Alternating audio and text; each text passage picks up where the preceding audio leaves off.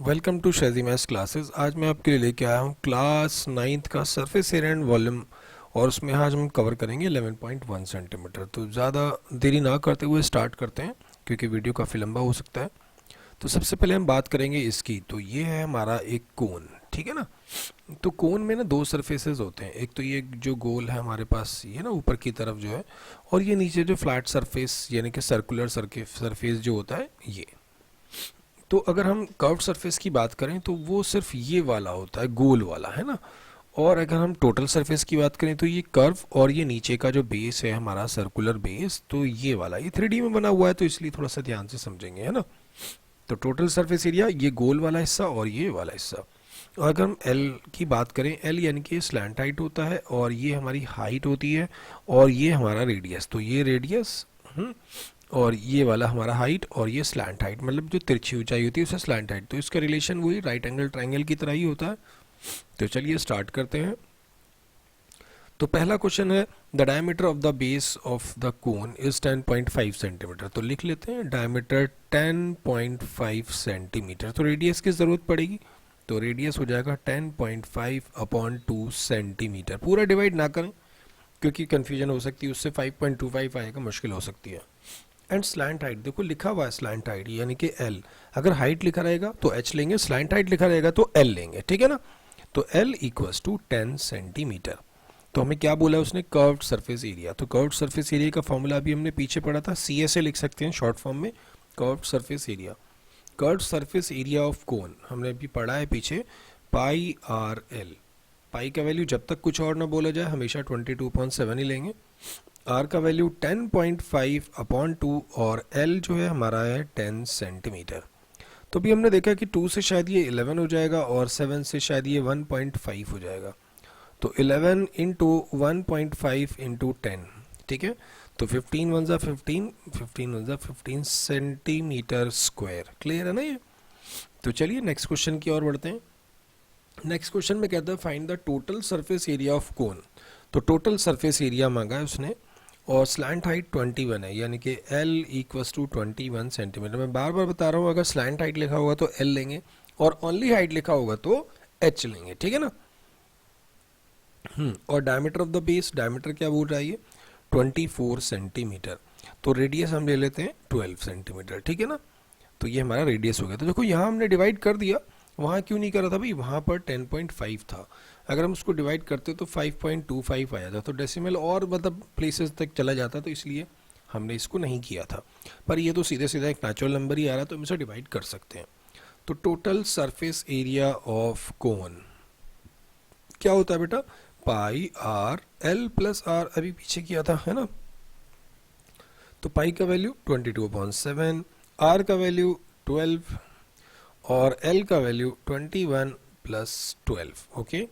तो ये हमारा हो गया 22/7, ये हो जाएगा 12, और ये हो जाएगा 33। तो बस सबको मल्टीप्लाई करना है और 7 से डिवाइड करना है, और हमारा सेंटीमीटर स्क्वायर में एरिया आ जाएगा। क्योंकि एरिया में तो स्क्वायर ही लगाते हैं ना, वॉल्यूम में क्यूब लगाते हैं। नेक्स्ट क्वेश्चन क्या कहता है, the curved surface area of cone is 308। तो लिख लेते हैं C S A of cone अपने को क्या दिया हुआ है, 308 सेंटीमीटर स्क्वायर। ये ना स्क्वायर है, थोड़ा सा कॉपी करने में वो नीचे की तरफ आ गया, ठीक है। और स्लैंट हाइट यानी कि एल दिया हुआ है 14 सेंटीमीटर। तो फर्स्ट पार्ट में क्या निकालना है, रेडियस, और सेकंड पार्ट में टोटल सरफेस एरिया। तो जब हमें कर्व्ड सरफेस एरिया दिया है तो हम इसी को यूज़ करेंगे। कर्व्ड सरफेस एरिया होता है 3 पाई आर एल। क्या होता है, पाई आर एल। तो यहाँ पर हम 308 लिख देंगे, क्योंकि कर्व्ड सरफेस एरिया की वैल्यू है, यहाँ पाई की वैल्यू 22/7 लिख देंगे। और रेडियस अपने पास कितना है, रेडियस हमें तो शायद फाइंड आउट करना है, और एल का वैल्यू कितना है 14। तो जो अगर सिंप्लीफाई हो सकता है तो उसे कर देते हैं, शायद ये 7 से 14 एकदम कट जाएगा तो 2 आ जाएगा, ठीक है ना। तो 308 divided by 2 into 22 is equals to R. ये दोनों ना उधर शिफ्ट हो गए। हमें कैसे पता चला उधर शिफ्ट करना है भाई, हमें जिसकी वैल्यू निकालनी है ना तो उसको सेपरेट करना है, मतलब वो अकेला होना चाहिए, है ना। तो बाकी सब धीरे धीरे दूसरी साइड भी। अब यहाँ देखते हैं क्या आएगा ये कट के, 2 इंटू 22। तो पहले 2 से कट कर देते हैं 154, अब 2 से एक और बार कर देते हैं 1 ज़ा 7 7 ज़ा, तो ओ ये तो 7 आ गया। तो आर का वैल्यू कितना आ गया बेटा, 7। अब सेकेंड पार्ट में कहता है टोटल सरफेस एरिया ऑफ कोन। ठीक है। तो टोटल सरफेस एरिया ऑफ कोन क्या होता है, पाई आर एल प्लस आर। मुझे लगता है अब आप तो कर सकते हैं इसे, 22/7। रेडियस अपना ने अभी अभी निकाला है ना ये वाला 7, और एल का वैल्यू है 14 + 7। तो ये तो 14 हो गया, 7 7 एक कट हो गया, अंदर क्या बचता है 21। बस दोनों को मल्टीप्लाई करना है और आपका आंसर आ जाएगा। ठीक है, नेक्स्ट देखते हैं। A conical tent is 10 metre high. एक कोनिकल टेंट है वो 10 मीटर हाई। देखो यहाँ पर सिर्फ 10 मीटर हाई लिखा है, दैट मीन्स ये हाइट है। हाइट है अपने पास 10 metre, okay. And radius of the base is 24 metre. तो रेडियस कितना दिया हुआ है, 24 metre. Find the slant height, यानी कि अपने को पहले एल निकालना है। तो एल ले लेते हैं। एल क्या होता है अपने पास, h² + r²। तो h का वैल्यू डाल देते हैं 24² और r का वैल्यू डाल देते हैं 10। दोनों को स्क्वायर करके ऐड कर देते हैं। तो ये कितना हो जाएगा, 576। 24 का स्क्वायर होता है ना, और 10 × 10 करेंगे तो 100 आ जाएगा। यानी कि दोनों को ऐड करने पर मुझे मिलता है 676। ओके, थोड़ा सा गलत लिख दिया है मैंने। 676। तो 676 जो होता है 26 का रूट होता है, स्क्वायर होता है। तो हमें एल मिल चुका है 26। अब हम क्या करेंगे, सेकेंड पार्ट में कहता है स्टेंट को बनाने में ना कितने मीटर कपड़ा, ये 1 मीटर स्क्वायर का 70 रुपीज़ है। मैंने बताया ना वो स्क्वायर कॉपी करने में थोड़ा नीचे आ गया। तो बस इसका कर्व्ड सरफेस, इसमें टेंट बनाने में कर्व्ड सरफेस ही तो लगेगा, नीचे तो अर्थ होता ही है, मतलब ग्राउंड होता ही है। तो पहले हम निकालेंगे इसका कर्व्ड सरफेस एरिया, पाई आर एल। पाई का वैल्यू 22/7, रेडियस अपने पास है 24, हाइट है 26। तो ये जो भी आएगा मल्टीप्लाई करके, तो कॉस्ट इज इक्वल टू क्या होता है बेटा, रेट इनटू ये जो हमने निकाला है कर्व्ड सरफेस एरिया।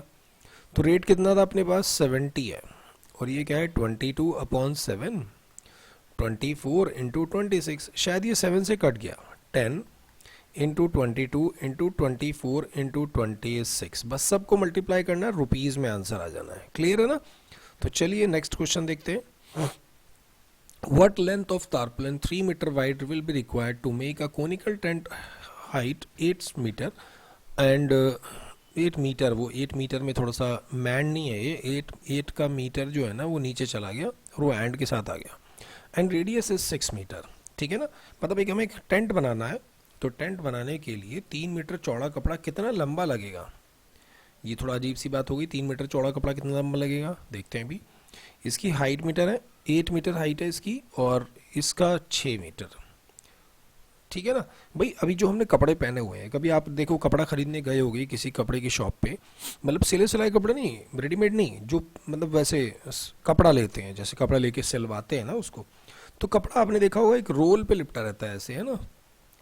तो अगर उस रोल को खोलते हैं तो भाई वो रेक्टेंगल शेप ही तो होता है ना, रेक्टेंगल शेप होता है ना। तो बस यही पता है कि अपने पास एक रेक्टेंगुलर कपड़ा है ऐसा, बहुत लंबा है ये, अभी मैंने ऐसे लिख दिया, इसको थोड़ा सही से बना लेते हैं। ऐसा एक रेक्टेंगुलर कपड़ा है, इसकी विड्थ जो है 3 मीटर है।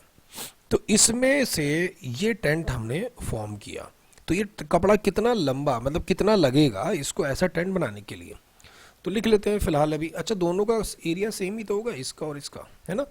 दोनों का एरिया जो है सेम होगा, तो हम टेंट का एरिया निकालेंगे, वही इसका एरिया होगा। तो देखते हैं कैसे करेंगे। तो पहले हम लिख लेते हैं height is equals to 8 metre, radius is equals to 6 metre, slant height निकाल लेंगे, एल इज इक्वस टू, क्योंकि ज़रूरत पड़ेगी, h² + r²। h का वैल्यू कितना है बेटा अपने पास 8, और ये 6, और फाइनली ये 10 आ जाएगा, है ना। l कितना आ गया बेटा 10 मीटर। तो पहले हम कर्व्ड सरफेस एरिया निकालेंगे, क्योंकि इसने बोला है कि इस टेंट को बनाने में कितने रुपए का कपड़ा लगेगा, मतलब कितना मीटर कपड़ा लगेगा। तो पहले हमें यही देखना पड़ेगा। कर्व्ड सरफेस एरिया निकाल लेते हैं। कर्व्ड सरफेस एरिया क्या होता है बेटा, पाई आर एल। पाई का वैल्यू इसमें दिया हुआ है, देखो 3.14, और ये है अपने पास रेडियस 6 और ये 10। सबको मल्टीप्लाई कर लेते हैं, 6 4 ज़ा 24, 6 1 ज़ा 6 और 6 3 ज़ा 18 पॉइंट लगेगा एक के बाद। वैसे 2 के बाद लगना था, लेकिन वो 10 ने ना एक को उसको कैंसिल आउट कर दिया, और ये आया मीटर स्क्वायर। तो लिखेंगे एरिया ऑफ रेक्टेंगल, मतलब इस वाले का एरिया और इस वाले का एरिया सेम है। रेक्टेंगुलर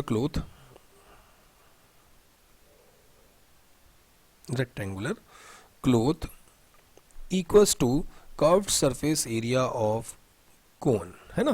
तो रेक्टेंगुलर क्लोथ का एरिया मतलब लेंथ इनटू ब्रेथ, और ये हम निकाल चुके हैं 188.4।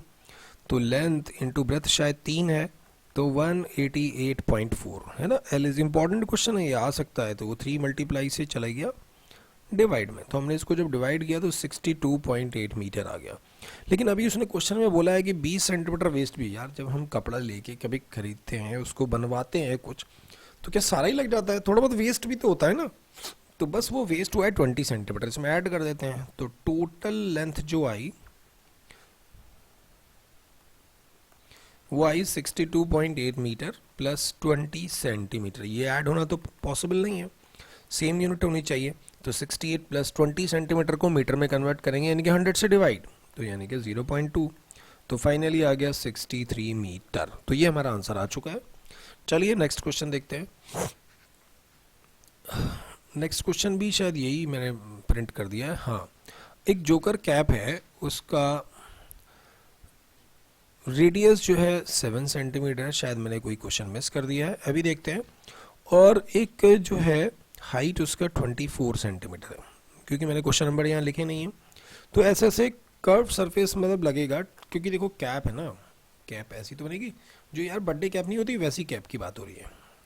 तो कैप में कपड़ा कहाँ कहाँ लगा होता है? बस यहीं यहीं तो लगेगा ये कपड़ा या मटेरियल, यहाँ से तो खुला होगा ना, जब भी तो सर में आएगी, ठीक है ना। तो मतलब बस कर्व सरफेस एरिया चाहिए। तो इसने बोला रेडियस 7 और हाइट 24 सेंटीमीटर वाली कैप बनानी है 10। तो कितना मटेरियल मतलब रिक्वायर्ड होगा? तो पहले एल निकाल लेते हैं, क्योंकि कर्व सरफेस एरिया की जगह हमें एल की ज़रूरत पड़ती है। तो ये हो गया 24 सेंटीमीटर, 7 सेंटीमीटर, 24 का स्क्वायर कितना हो जाएगा बेटा? 576, और ये 49, दोनों को ऐड किया तो 625। तो फाइनली एल आ गया अपने पास 25, एल आ चुका है। अब ऐसे ऐसे 10 कैप बनाने हैं, तो मतलब बस वही सरफेस एरिया ऑफ 10 कैप्स, मतलब 10 इंटू कर्व्ड सरफेस एरिया। तो 10 इंटू पाई आर, आर कितना है बेटा? आर है 7 और एल, तो 7 तो कट गया। तो ये कितना बचा? 22 इंटू 25। सबको मल्टीप्लाई करेंगे, सेंटीमीटर में आ जाएगा, ठीक है ना। मल्टीप्लाई करके कमेंट में मुझे आंसर बताना। वैसे बहुत इजी है, कर सकते हैं। एक बस स्टॉप है, उसमें बैरिकेड किया गया है कि मतलब रिमेनिंग पार्ट, अपने रोड पे देखे होंगे ना, ऐसे ऐसे कोन लगे रहते हैं, पतले पतले से, लंबे लंबे से, है ना, ऑरेंज कलर के। तो 50 कोन बनाने हैं ऐसे, और सबका डायमीटर 40 सेंटीमीटर होना चाहिए और हाइट 1 मीटर होनी चाहिए। मतलब डायमीटर लिख लेते हैं 40 सेंटीमीटर, यानी कि रेडियस 1 मीटर, 20 सेंटीमीटर, और हाइट दिया हुआ है 1 मीटर। ओके, तो उस पर ना पेंट भी कराना है, और पेंट का कॉस्ट जो है 12 रुपीज़ पर मीटर स्क्वायर, ये 12 रुपीज़ स्क्वायर है, ये थोड़ा सा नीचे चला गया। और पाई इसने बोला कि क्वेश्चन में कहीं पर रूट आए 1.04, तो उसकी जगह 1 ले लेना है 1.02। तो पहले हमें एल ही निकालना रहेगा। तो एल क्या होता है बेटा? Under root of H square plus R. Formula ना हर बार लिखो, याद हो जाएगा। तो एच है 1, रेडियस है 20 सेंटीमीटर, तो भाई तो ऐड नहीं हो पाएगा, तो 0.2 मीटर कर लेते हैं, है ना भाई। इसको ना डिवाइड बाय 100 करेंगे तो ये मीटर में हो जाएगा। तो 1 स्क्वायर इज़ 1, 0.2 स्क्वायर इज़ 0.04, और एल आ गया हमारा 1.04 का रूट। तो ये तो हमें वैल्यू दी हुई है, 1.04 की वैल्यू दी हुई है 1.02, ठीक है ना। क्या दिया हुआ है? 1.0, अरे यार 2 क्यों बन गया? 02। तो ये हमारे पास एल आ चुका है। अब हम कर्व सरफेस एरिया निकालेंगे और उसको 50 से मल्टीप्लाई कर देंगे। तो यहाँ पे लिख लेते हैं एरिया ऑफ मटेरियल क्या हो जाएगा? 50 इंटू कर्व्ड सरफेस एरिया, है ना। तो 50 ऐसी रहा, कर्व्ड सरफेस एरिया कितना बेटा? 50 क्यों लिया? क्योंकि 50 कोण बनाना है ना।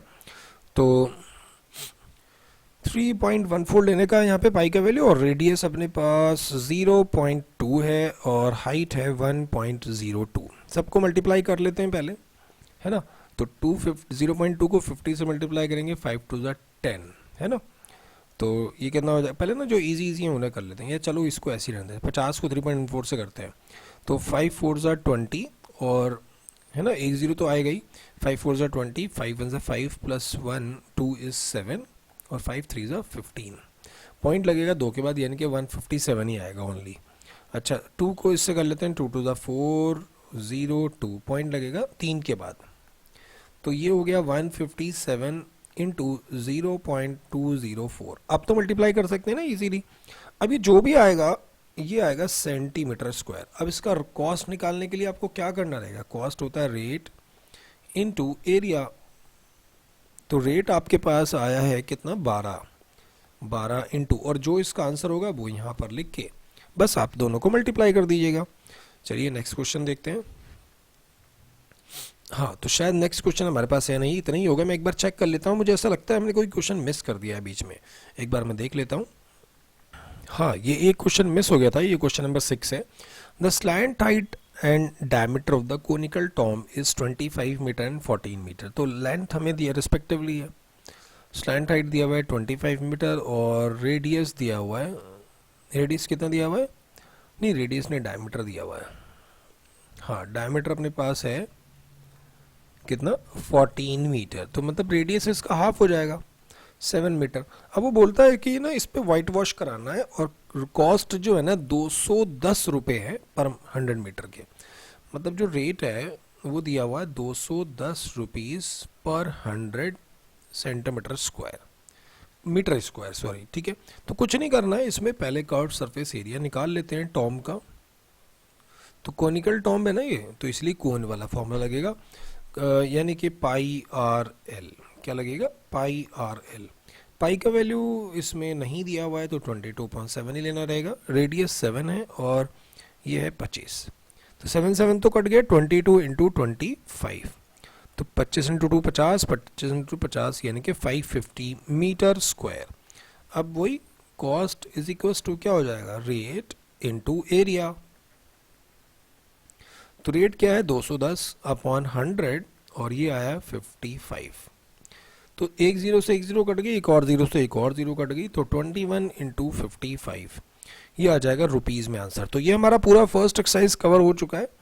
आप ज़्यादा से ज़्यादा इसको शेयर कीजिएगा। चलिए नए हैं तो सब्सक्राइब भी करिएगा। Thank you for watching.